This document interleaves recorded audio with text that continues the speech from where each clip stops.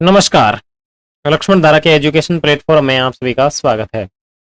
प्यारे साथियों, पिछले कुछ दिनों से अपन कक्षा 12 के भूगोल विषय के नोट्स और एमसीक्यू के बारे में बातचीत कर रहे थे और आज की इस क्लास के अंदर अपन चैप्टर संख्या 8 परिवहन और संचार के बारे में बातचीत करेंगे। इससे पहले चैप्टर संख्या 7 तक पूरी क्लासें कंप्लीट हो गई है, जिसमें नोट्स प्लस एमसीक्यू, ठीक है ना, नोट्स प्लस एमसीक्यू की पूरी बातचीत की हुई है। अभी आप प्लेलिस्ट में जाकर के देख सकते हैं। साथ ही साथ नोट्स की पीडीएफ भी वेबसाइट के ऊपर दी हुई है, तो नीचे कमेंट सेक्शन में वेबसाइट का लिंक दिया हुआ है, वहां पे क्लिक करके आप पीडीएफ को भी डाउनलोड कर सकते हैं।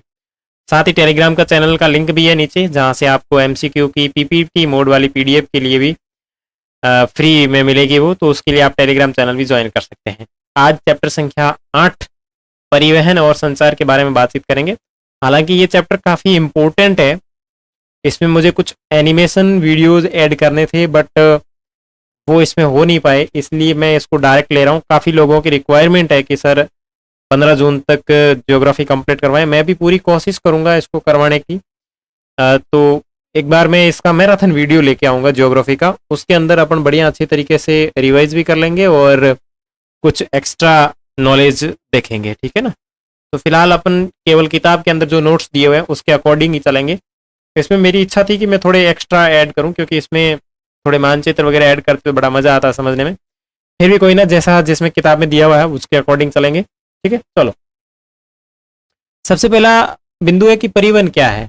तो परिवहन व्यक्तियों और वस्तुओं को एक स्थान से दूसरे स्थान तक वहन करने की सेवा या सुविधा को कहते हैं, जिसमें मनुष्यों, पशुओं तथा विभिन्न प्रकार की गाड़ियों का प्रयोग किया जाता है। सीधी सिंपल बात है। ऐसा गमनागमन स्थल जल एवं वायु में भी होता है। ये गमनागमन है जो स्थल में होता है, जल में होता है और वायु में होता है। तो सीधे सिंपल स्थल परिवहन, जल परिवहन और वायु परिवहन। सड़कें और रेल मार्ग स्थलीय परिवहन के भाग है। अगर बात करें सड़क और रेल मार्ग की, तो ये स्थलीय परिवहन के भाग है। स्थलीय परिवहन का मतलब भाग क्या होगा कि ऐसा परिवहन जो स्थल के ऊपर प्रयुक्त होता है, ठीक है। जबकि नौ परिवहन तथा जल मार्ग और वायु मार्ग परिवहन के अंतर्गत आते हैं। पाइपलाइन पेट्रोलियम, प्राकृतिक गैस और तरल अवस्था में अयस्क जैसे पदार्थों का परिवहन करती है। तो यहाँ अगर अपन सिंपल तरीके से देखें तो दो तीन चीज आपको समझ में आ गई होगी कि अपन ने परिवहन की बात की है। परिवहन का मतलब होता है कि वस्तुओं को एक स्थान से दूसरे स्थान तक ले जाना। मुख्य रूप से अगर परिवहन की बात करें तो स्थल परिवहन, जल परिवहन और वायु परिवहन अपन पढ़ते थे काफी टाइम से। लेकिन वर्तमान समय के अंदर एक नया परिवहन का माध्यम जोड़ा गया, जिसे पाइपलाइन परिवहन और एक तार परिवहन भी इसमें शामिल किया गया। तार परिवहन, ठीक है ना। तार परिवहन जो है वो भी इसमें शामिल किया गया है। तो ये दो चीजें जो है वो नई ऐड हुई है, एक तो पाइपलाइन परिवहन और तार परिवहन। तार परिवहन का मतलब जो होती है ना चीजें, वो तार में एक डोली टाइप होता है, उसमें उड़न खटोले में बैठ के एक स्थान से दूसरे स्थान तक जाते हैं ना, वो वाला।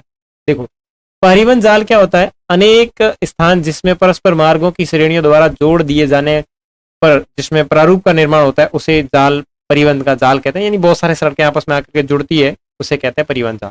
तो आपको परिवहन से संबंधित सामान्य जानकारी समझ में आ गई होगी कि परिवहन एक स्थान से दूसरे स्थान तक जाने की जो सुविधा होती है उसको परिवहन कहते हैं। ये मनुष्य के द्वारा भी किया जाता है, पशुओं के द्वारा भी किया जाता है, और इसमें यातायात साधन के लिए अपन गाड़ियों का, यानी जो मशीनें होती हैं उनका भी उपयोग करते हैं। ऐसा गमनागमन स्थल परिवहन और जल परिवहन और वायु परिवहन के माध्यम से होता है। और अगर स्थलीय परिवहन की बात करें तो इसमें आपका सड़क परिवहन और रेल मार्ग परिवहन आता है, ठीक है। नौ परिवहन आपके जल मार्ग में आता है और वायु में जो होता है वो आपका वायु मार्ग हो जाता है, ठीक है। और इसके अंतर्गत आपका पाइपलाइन जो है, जिसके अंदर पेट्रोलियम है, प्राकृतिक गैस है। तो जैसे अपन बात करें भाई, अगर नगरीय क्षेत्र में निवास करते हैं तो नगरीय क्षेत्र में जो जल की सुविधा है वो प्रत्येक घर तक पाइपलाइन के माध्यम से चलाई जाती है। तो पहले इतना इसका कोई महत्व था नहीं, लेकिन वर्तमान समय में पाइपलाइन काफी उपयोगी हो गई है, क्योंकि पाइपलाइन के माध्यम से अत्याधुनिक जो विकसित राष्ट्र है उन विकसित क्षेत्रों के अंदर गैस तथा अपने जो भी घरेलू चीजें होती है, जैसे गैस हो गया और भी जो तरल पदार्थ हो गए, वो सारे के सारे पाइपलाइन के माध्यम से परिवहन किए जाने लगे। तो इसकी इंपोर्टेंस जो है वो काफी बढ़ गई है। आगे बात करें परिवहन की विधाएं यानी परिवहन के प्रकार, तो विश्व में परिवहन के मुख्य रूप से भूमि, जल और वायु और पाइपलाइन। भूमि का मतलब हो गया स्थल परिवहन, जल परिवहन, वायु परिवहन और पाइपलाइन परिवहन जो है वर्तमान समय में अपन इनका अध्ययन करते हैं। तो एक एक करके देखते हैं। सबसे पहले बात करें जल परिवहन। माल की अंतरराष्ट्रीय आवाजाही को समुद्री मालवाहक जहाजों द्वारा नियंत्रित किया जाता है।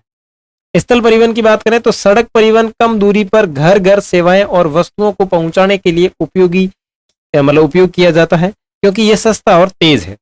किसी देश के भीतर लंबी दूरी पर भारी मात्रा में भारी सामग्री के लिए रेलवे का उपयोग किया जाता है। तो ये स्थल परिवहन की विशेषता हो गई, और ये ऊपर हो गई जल परिवहन की। ठीक है, अंतरराष्ट्रीय आवाजाही अगर करनी है तो अपन जल परिवहन के माध्यम से करेंगे। आगे है वायु परिवहन।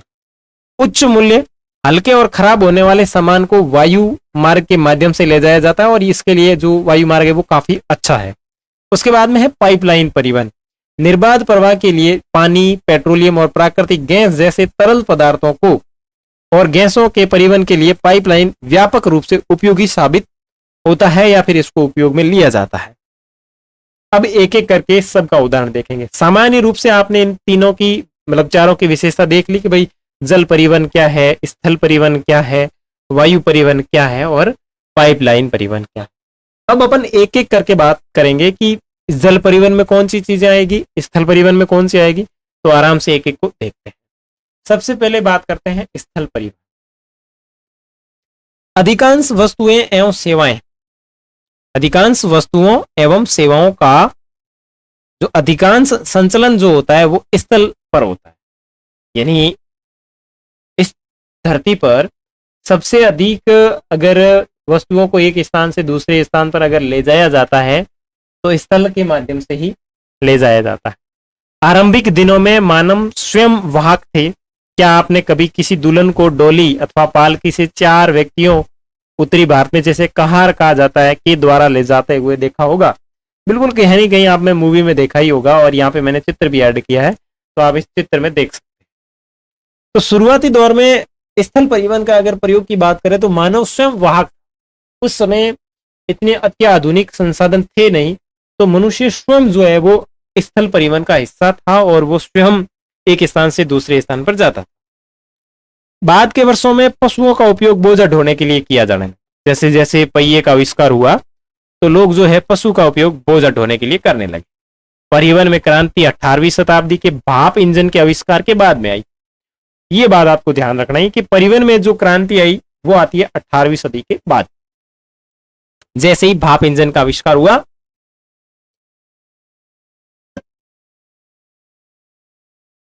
और इसमें जबरदस्त क्रांति आई। संभवतः प्रथम सार्वजनिक रेल मार्ग 1825 में, यह बात ध्यान रखनी है कि सबसे पहले सार्वजनिक रेल मार्ग 1825 में उत्तरी इंग्लैंड के स्कॉटन और डर्लिंगटन स्थानों के मध्य प्रारंभ हुआ, और उसके बाद से ही रेल मार्ग 19वीं शताब्दी में परिवहन के अंदर सर्वाधिक लोकप्रिय और तीव्रतम प्रकार बन गया। अब 18वीं सदी से पहले इतनी पूरी कंट्री या पूरा जो विश्व था इतना विकसित नहीं था, तो यहाँ सामान्य जो लोग थे 17वीं शताब्दी तक केवल और केवल स्थल परिवहन में या तो पैदल चलना उचित समझते थे या पशुओं के माध्यम से सामान्य तरह से सड़क परिवहन का उपयोग करते थे। ठीक है ना, कच्ची सड़क और पक्की सड़क के माध्यम से ही वो परिवहन को संपादित करते थे। लेकिन जैसे ही 18वीं सदी में भाप इंजन का आविष्कार हुआ तो ये एक नई टेक्नोलॉजी थी, और सबसे पहले 1825 के अंदर उत्तरी इंग्लैंड के अंदर 2 शहर याद रखने हैं, स्टॉकटन, ठीक है, और डर्लिंगटन। इन दोनों के मध्य सबसे पहले एक रेल मार्ग प्रारंभ होता है, और उसके बाद में 19वीं शताब्दी में तो रेल परिवहन जो था वो सर्वाधिक और तीव्रतम प्रकार बन गया था। स्थल परिवहन के अंतर्गत नवीनतम विकास के रूप में पाइपलाइन, राजमार्ग एवं तार मार्गों को भी रखा जाता है। स्थल परिवहन में आपके पाइपलाइन और राजमार्ग एवं तार मार्गों को भी इसमें रखा जाता है। तरल पदार्थ जैसे खनिज तेल, जल अवमल और नाली मल का परिवहन पाइपलाइन के माध्यम से किया जाता है। ठीक है, और अब एक एक देखते हैं इसमें। जैसे कि आपको ऑस्ट्रेलिया में रज्जू मार्ग एवं तार गाड़ियां दिख रही होगी, तो ये आपके तार परिवहन का हिस्सा है। ठीक है ना, परिवहन का यह साधन प्राय तीव्र ढाल वाले पर्वतों और खानों में पाया जाता है जहां सड़क निर्माण करना उपयुक्त नहीं होता, ठीक है ना। तो इस तरीके का जो होता है ये आपका तार परिवहन होता है। उसके बाद में बोझा ढोने वाले पशु, अपने ऊपर बात किया ना कि पशुओं को बोझ ढोने के लिए प्रयुक्त किया जाता था। तो घोड़ों का प्रयोग पश्चिमी देशों में भारवाही पशुओं के रूप में किया जाता है। कुत्ते और रेंडियर का प्रयोग उत्तरी अमेरिका, उत्तरी यूरोप और साइबेरिया के हिमाच्छादित मैदानों में स्लेज को खींचने के लिए किया जाता है। ये यहाँ रेंडियर का फोटो है और इसके पीछे ये जो है ये है स्लेज, ठीक है ना। बाकी आप और गूगल करके इनकी पिक्चर देख रहे हैं ना, ताकि आपके माइंड में अच्छे से रहे, ठीक है ना। जो हिमाच्छादित जो क्षेत्र होते हैं, बर्फ वाले जो क्षेत्र होते हैं, वहां पे एक गाड़ी होती है, उसको कहते हैं स्लेज। तो स्लेज को खींचने के लिए रेंडियर और जो कुत्ते होते हैं उनका उपयोग किया जाता है। पर्वतीय प्रदेशों में खच्चरों को भी वरीयता दी जाती है, जबकि ऊंटों का प्रयोग मरुस्थलीय क्षेत्र में कारवाओं के संचालन के लिए किया जाता है। भारत में बैलों का प्रयोग छकड़ों को खींचने के लिए किया जाता है। तो सबके संदर्भ में अलग अलग जानकारी दी हुई है, तो इसको आप समझ लेना कि भाई जो घोड़े हैं उनका उपयोग पश्चिमी देशों में किया जाता है भारी सामान ढोने के लिए, और जो कुत्ते और रेंडियर है उनका उपयोग है वो हिमालय वाले जो हिमाच्छादित जो प्रदेश है उसमें किए जाते हैं। बाकी जो पर्वतीय क्षेत्र है उनमें खच्चरों को वरीयता दी जाती है, और जो ऊंट है उनको मरुस्थलीय क्षेत्र में उपयोग लिया जाता है। और भारत में बात करें तो जो बैल है उनका उपयोग छकड़े को खींचने के लिए किया जाता है, यानी बैलगाड़ी, ठीक है। चलो, ये चैप्टर काफी इंपॉर्टेंट है क्योंकि इसके अंदर हर एक चीज काफी इंपॉर्टेंट है और महत्वपूर्ण है। आगे बात करें सड़क परिवहन की, स्थल परिवहन की बात कर रहे हैं तो इसमें सड़क परिवहन को देखेंगे अलग से। देखो, रेलवे की तुलना में कम दूरी के लिए सड़क परिवहन सबसे किफायती है, यानी रेलवे के अंदर सबसे ज्यादा टाइम लगता है। उसी प्रकार मतलब कम दूरी के लिए अगर बात करें तो कम दूरी के लिए अपन रेल तो बना नहीं सकते, भाई यहां से लेके यहाँ आना है तो क्या मेरे को रेलगाड़ी चाहिए, तो इतना खर्चा आ जाएगा, ठीक है ना, डबल खर्चा पड़ जाएगा। तो यहाँ पे अपन सड़क परिवहन को ज्यादा इंपॉर्टेंट देंगे। सड़क मार्ग से माल परिवहन का महत्व बढ़ रहा है क्योंकि यह डोर टू डोर सेवा प्रदान करता है। डोर टू डोर मतलब प्रत्येक घर के दरवाजे के आगे सड़क जाई जा सकती है ना, तो डोर टू डोर सेवा प्रदान करता है। बरसात के मौसम में कच्ची सड़कें चलाने लायक नहीं रही जाती, और भारी बारिश और बाढ़ के दौरान पक्की सड़कें भी इसके उपयोग में नहीं रहती। तो ये एक प्रकार की इसकी कमी है, ठीक है। विश्व की कुल मोटर वाहन चलाने योग्य सड़कों की लंबाई 150 लाख किलोमीटर है, जिसका 33% जो भाग है वो उत्तरी अमेरिका में पाया जाता है। यानी कुल मिला के बात यह है कि उत्तरी अमेरिका में सड़कों का जो है वो अच्छा खासा योगदान है। सर्वाधिक सड़क घनत्व तो सबसे अधिक वाहनों की संख्या पश्चिमी यूरोप की तुलना में इस महाद्वीप में अधिक है। यानी जो उत्तरी अमेरिका है इसके अंदर सड़क घनत्व तो भी अधिक है और वाहनों की संख्या जो सड़क के ऊपर चलते हैं उनकी भी अधिक है, यानी यूरोप की तुलना में। आगे बात करें राजमार्ग या फिर महामार्ग। महामार्ग दूरस्थ स्थानों को जोड़ने वाली पक्की सड़कें होती हैं। इनका निर्माण इस प्रकार से किया जाता है कि अबाधित रूप से यातायात का आवागमन हो सके। यानी महामार्ग है जो दूर स्थानों को जोड़ने के लिए पक्की सड़कें होती है, और इनका निर्माण इस प्रकार से किया जाता है कि अबाधित रूप से यातायात का आवागमन हो सकता है। यातायात के अबाधित प्रवाह की सुविधा के लिए अलग अलग यातायात जैसे लेन है, पुल है, फ्लाईओवर है, दोहरे वाहन मार्ग से युक्त 80 मीटर लंबी मतलब चौड़ी एक सड़क होती है जो राज महामार्ग होते हैं उसमें। विकसित देशों में प्रत्येक नगर और पतन नगर जो होते हैं वो मार्गों से जुड़े हुए होते हैं। अमेरिका में महामार्गों का जो घनत्व है वो उच्च है, यानी अमेरिका में जो राजमार्ग या फिर महामार्ग है वो उच्च है, लगभग 0.65 किलोमीटर प्रति वर्ग किलोमीटर के अंदर बने हुए। ट्रांस कनेडियन महामार्ग पश्चिमी तट पर स्थित ब्रिटिश कोलंबिया प्रांत के वैंकूवर स्थान को पूर्वी तट पर स्थित न्यूफाउंडलैंड प्रांत के सेंट जॉन नगर से जोड़ता है, ठीक है ना। ये इस तरीके से यहाँ पे दिया हुआ है, वैंकूवर से शुरू होता है और ये यहाँ पे सेंट जॉन को जोड़ता है। कौन सा मार्ग है? ट्रांस कनेडियन महामार्ग। तो ये इस तरीके से कितना लंबा है देखो, यहां से लेकर के यहां तक। तो ट्रांस कनेडियन जो मार्ग है ब्रिटिश कोलंबिया प्रांत के वैंकूवर नामक पूर्वी तट पर स्थित न्यूफाउंडलैंड जो है उसको जोड़ता है, यानी यहाँ जो नगर बना हुआ है सेंट जॉन उसको जोड़ता है, ठीक है। ये पूरा लिखा हुआ है यहाँ पे न्यूफाउंडलैंड एंड आगे पता नहीं क्या देख ही नहीं रहा है, चलो से जोड़ता है। तथा अलास्का राजमार्ग कनाडा के एंटमन को अलास्का के एंकोरेज से जोड़ता है। तो ये जो अलास्का राजमार्ग है वो कनाडा के एंडमंटन को अलास्का के एंकोरेज से जोड़ता है। उसके बाद में निर्माणाधीन पान अमेरिकन मार्ग जिसके अधिकांश भाग का निर्माण किया जा चुका है के द्वारा दक्षिण अमेरिका, मध्य अमेरिका के देश को, संयुक्त राज्य अमेरिका तथा कनाडा को भी आपस में जोड़ता है। शायद मैंने इसके अंदर पिक्चर डाला है तो एक एक अपन आगे देखेंगे, बट पिक्चर ऐड नहीं किए हैं।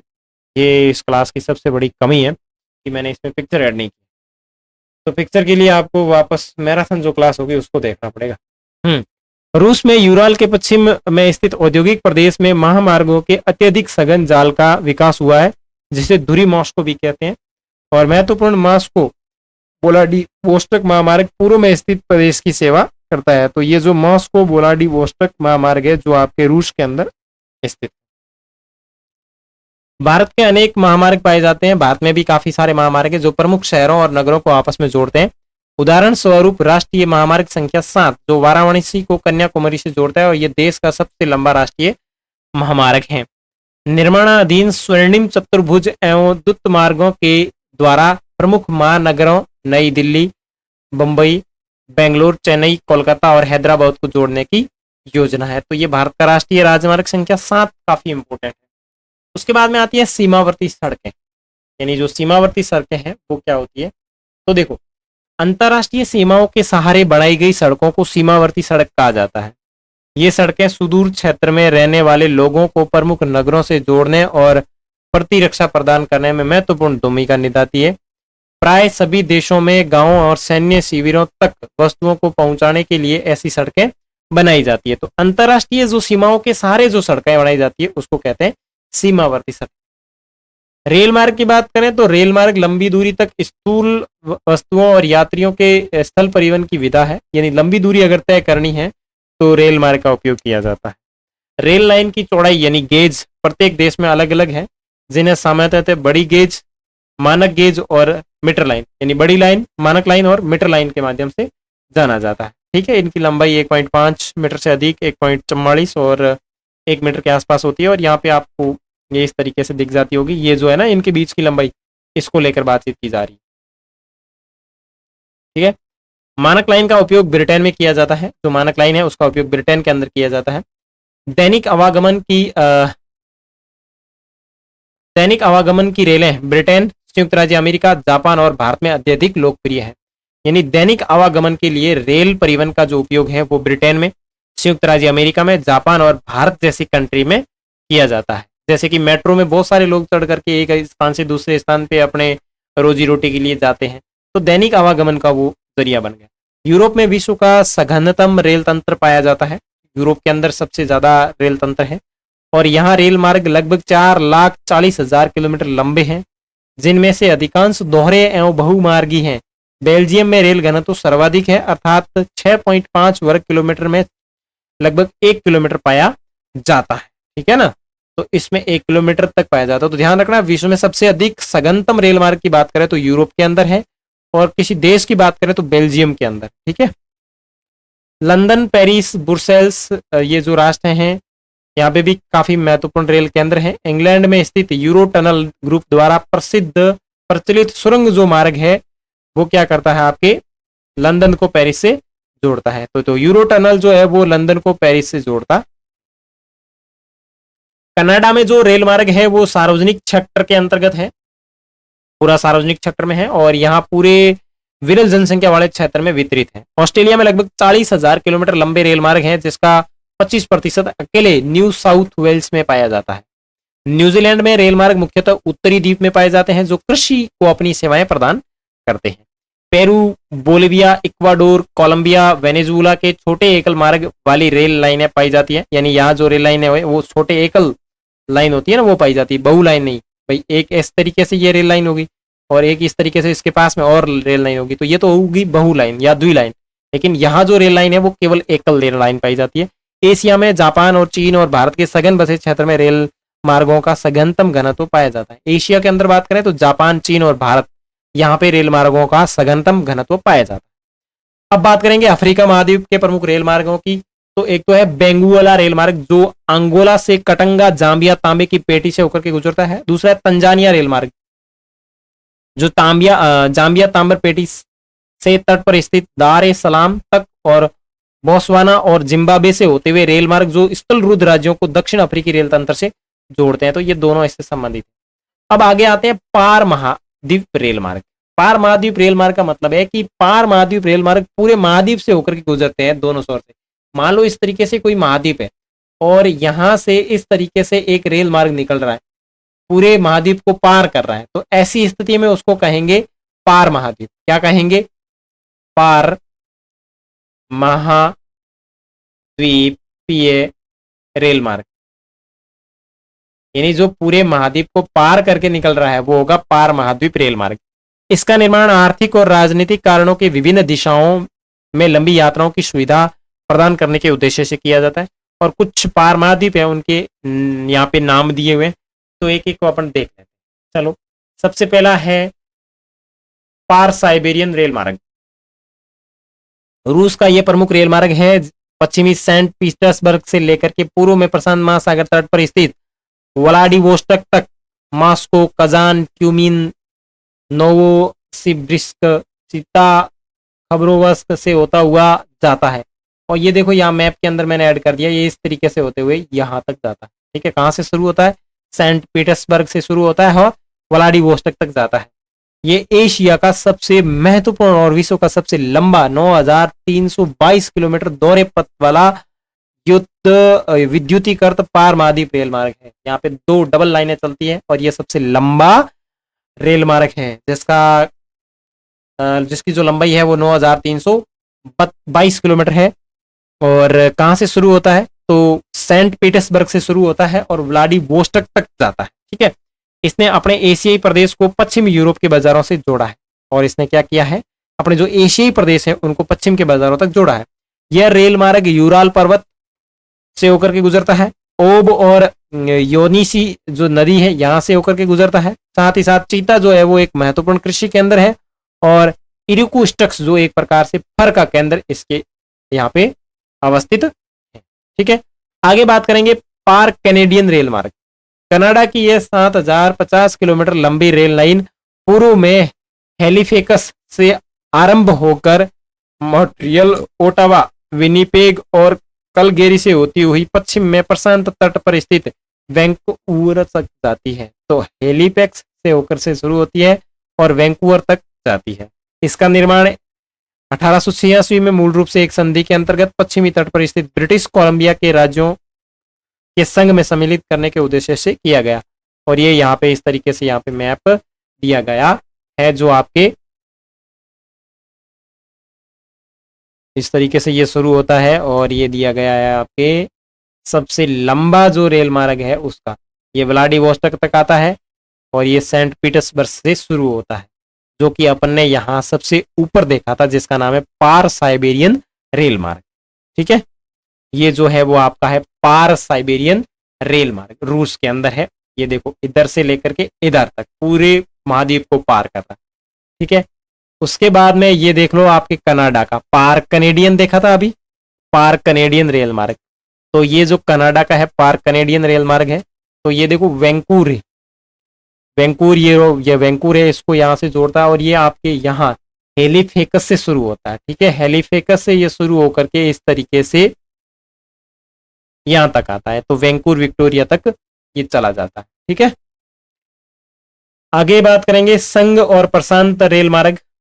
यह रेल लाइन अटलांटिक तट पर स्थित न्यूयॉर्क को क्लीवलैंड, शिकागो, ओमाहा, इवांस, ऑंगडन और सैक्रामेंटो से होती हुई प्रशांत तट पर स्थित सैन फ्रांसिस्को से मिलाती है। इस मार्ग द्वारा किए जाने वाले सर्वाधिक मूल्यवान निर्यात अयस्क, अनाज, कागज और रसायन और मशीनरी है। ठीक है, चलो नेक्स्ट है ऑस्ट्रेलिया पार महाद्वीप रेल मार्ग। यह रेल लाइन पश्चिमी तट पर स्थित पर्थ से होकर कलगुरली, ब्रोकन हिल और पोर्ट अगस्ता से होकर पूर्वी तट में स्थित सिडनी को मिलाते हुए महाद्वीप के दक्षिणी भाग के आर पार पश्चिम से पूर्व की ओर जाती है।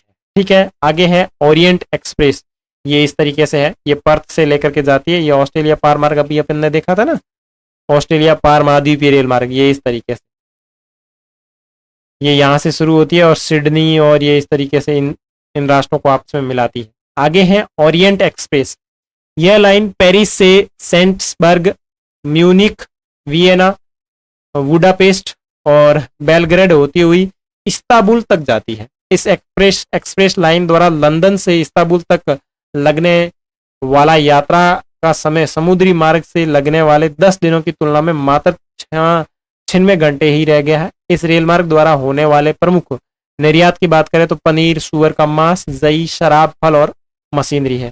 तो ओरिएंट एक्सप्रेस जो भी है वो काफी इंपॉर्टेंट, ठीक है। नेक्स्ट आगे बात करें अपन जल परिवहन, ठीक है। जल परिवहन के महत्वपूर्ण लाभ में से एक यह है कि इसमें मार्गों का निर्माण नहीं करना पड़ता। देखो, जल परिवहन में सबसे इंपॉर्टेंट विशेषता यह है कि इसमें अपने को मार्ग बनाने नहीं पड़ते, महासागर एक दूसरे से जुड़े हुए होते हैं। इनमें विभिन्न प्रकार के जहाज चल सकते हैं, ठीक है। आवश्यकता केवल दोनों छोरों पर पतन सुविधाएं प्रदान करने की है, ठीक है। यह परिवहन बहुत सस्ता पड़ता है क्योंकि जल का घर्षण स्थल की अपेक्षा बहुत कम होता है। जल परिवहन की ऊर्जा लागत की अपेक्षाकृत कम होती है, ठीक है ना। ये जल परिवहन है, सस्ता भी है और इसमें घर्षण की अपेक्षा बहुत कम होती है, ठीक है। और जल परिवहन की ऊर्जा लागत भी अपेक्षाकृत कम होती है। जल परिवहन समुद्री मार्गों के आंतरिक जल मार्गों में विभक्त किया जाता है। देखो, समुद्री मार्गों से किया जाता है और आंतरिक जल मार्ग होते हैं उससे किया जाता है। तो सबसे पहले अपन देखेंगे समुद्री मार्ग, ठीक है।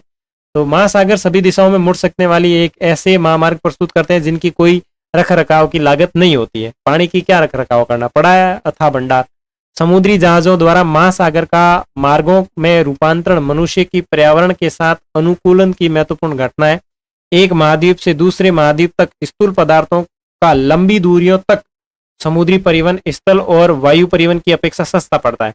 आधुनिक यात्री जहाज और मालवा पोत, रडार, बेतार के तार व अन्य नौ परिवहन संबंधी सुविधाओं से लैस होते हैं। तो पहले इतना इनके पास में कोई संसाधन नहीं होते थे समुद्री मार्ग में, लेकिन प्रेजेंट टाइम में काफी संसाधन जो है विकसित हो गए हैं, तो वो इनके पास में होते हैं।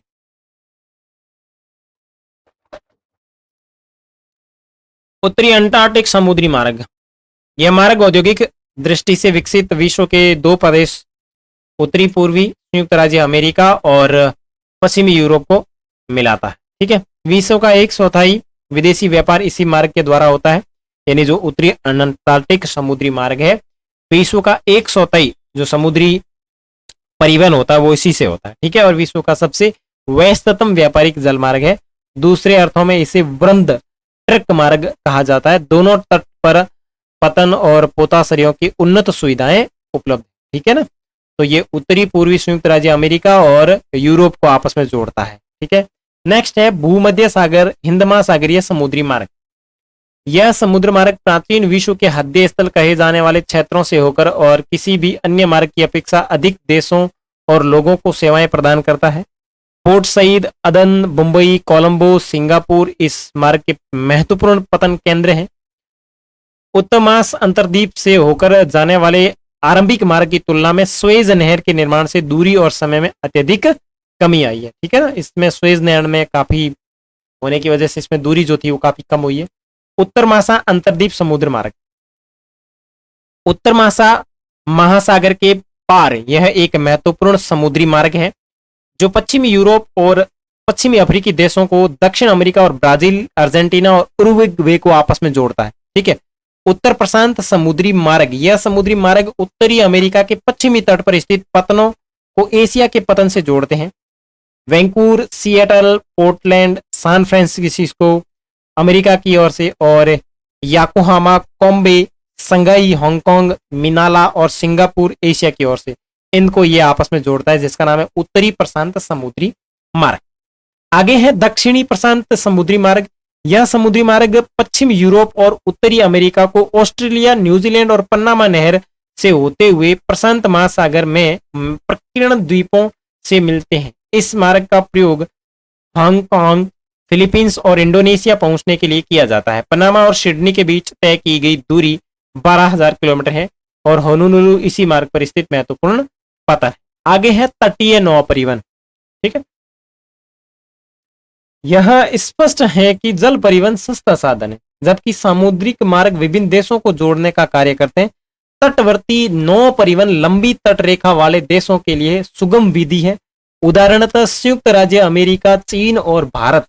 यूरोप में शेंगेन देशों की स्थिति तटीय नौ परिवहन की दृष्टि से उपयुक्त है, जो एक सदस्य देश के तट को दूसरे सदस्य देश के तट से जोड़ता है। यदि तटवर्ती नौ परिवहन का भली प्रकार से विकास किया जाए तो इसके द्वारा स्थल मार्गों पर होने वाली यातायात भीड़ को कम किया जा सकता है। जैसे कि नौ परिवहन नहरें, स्वेज और पनामा दो ऐसी महत्वपूर्ण मनुष्य निर्मित नौ मानव मतलब वाहन नहरें अथवा जल मार्ग हैं जो पूर्वी एवं पश्चिमी विश्व दोनों के लिए ही प्रवेश द्वार का काम करती है। सबसे पहले देखेंगे स्वेज नहर। स्वेज नहर का निर्माण 1869 में मिस्र और उत्तर में पोर्ट सईद एवं दक्षिण में स्थित पोर्ट स्वेज पतन के मध्य भूमध्य सागर और लाल सागर को जोड़ने के लिए किया गया। अगर शहर की बात करें तो पोर्ट सईद और पोर्ट स्वेज भूमध्य सागर और लाल सागर को जोड़ने के हेतु किया गया। यह यूरोप को हिंद महासागर में एक नवीन प्रवेश मार्ग प्रदान करता है तथा लिवरपूल एवं कोलंबो के बीच प्रत्यक्ष समुद्री मार्ग की दूरी और उत्तर महासागर अंतरद्वीप मार्ग की तुलना में घटाता है।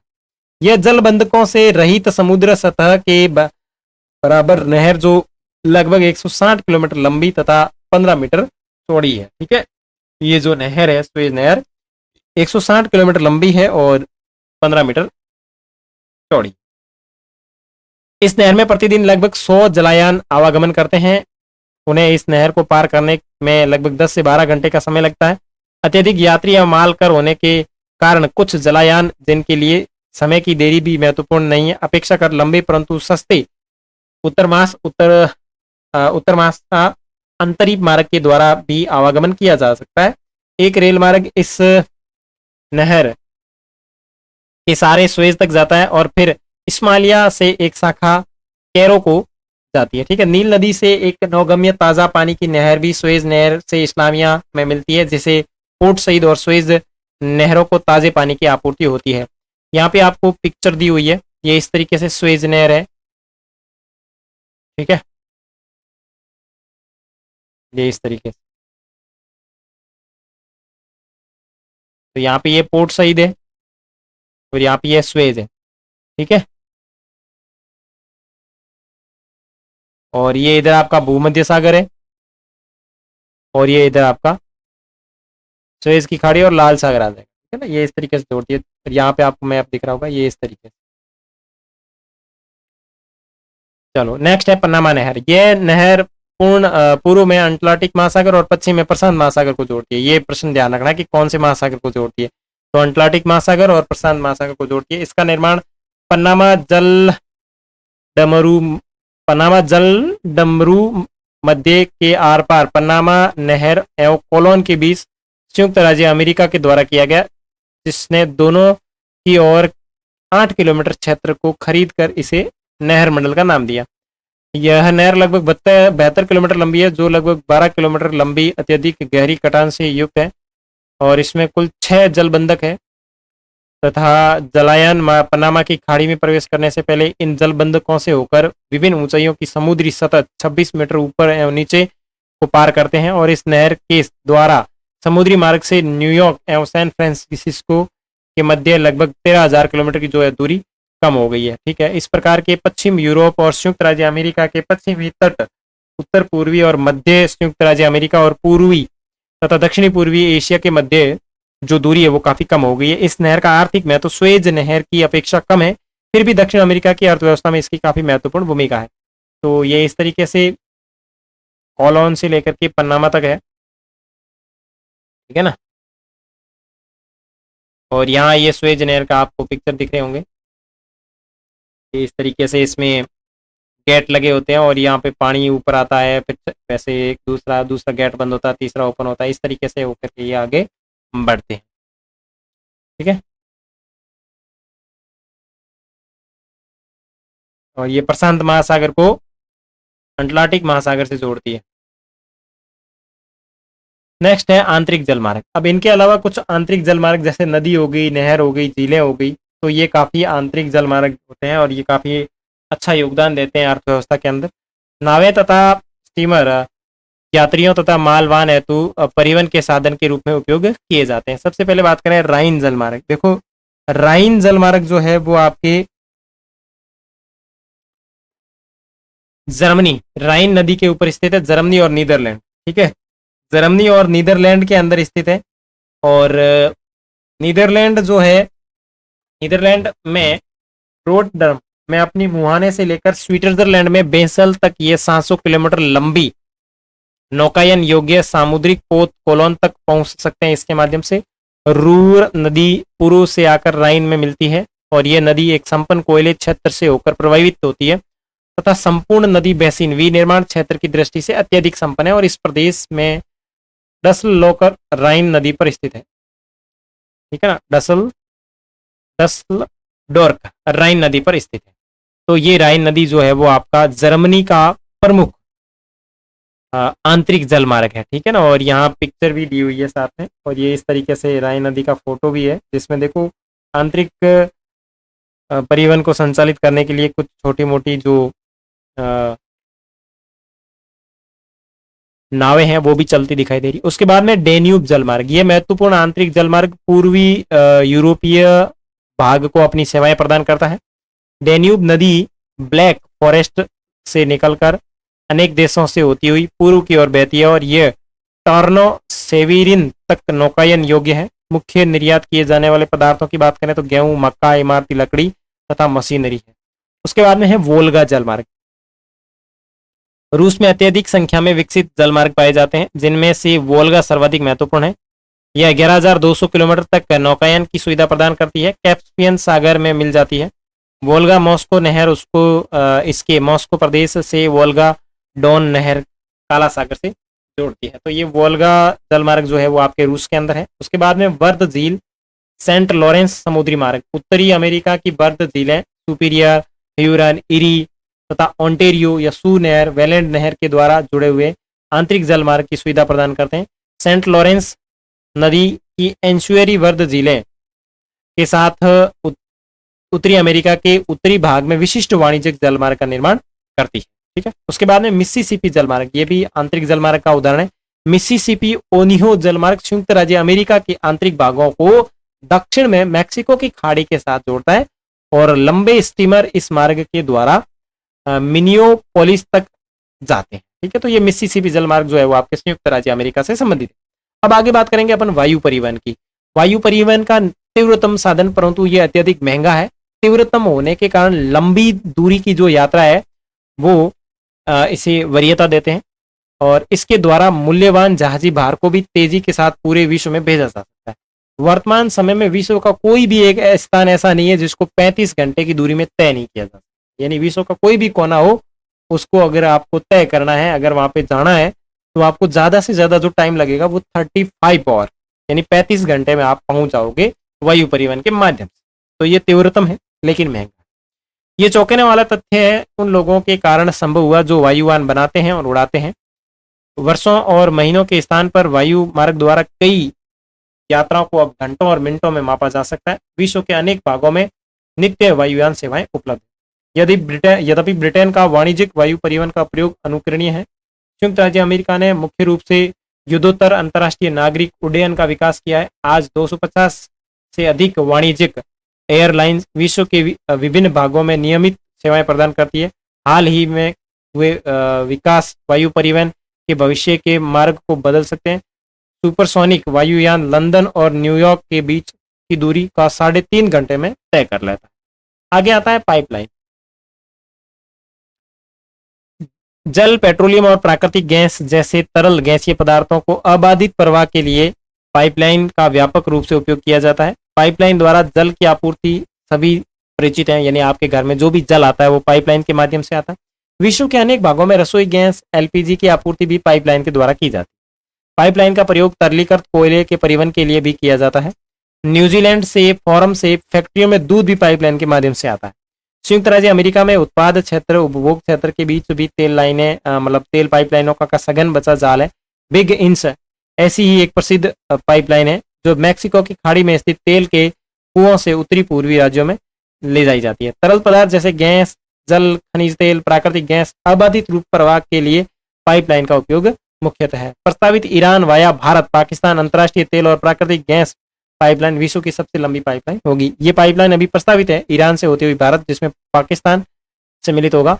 ये काफी लंबी पाइपलाइन है। अभी इस समझौते के ऊपर पूरी तरीके से कोई सफाई नहीं हुई है। आगे बात करें संचार की, तो लंबी दूरी के संचार है तो मनुष्य में अनेक विधियों का प्रयोग किया, जिसमें टेलीग्राफ है, टेलीफोन है, ये काफी महत्वपूर्ण है। टेलीग्राफ पश्चिमी अमेरिका के उपनिवेश का साधन बना।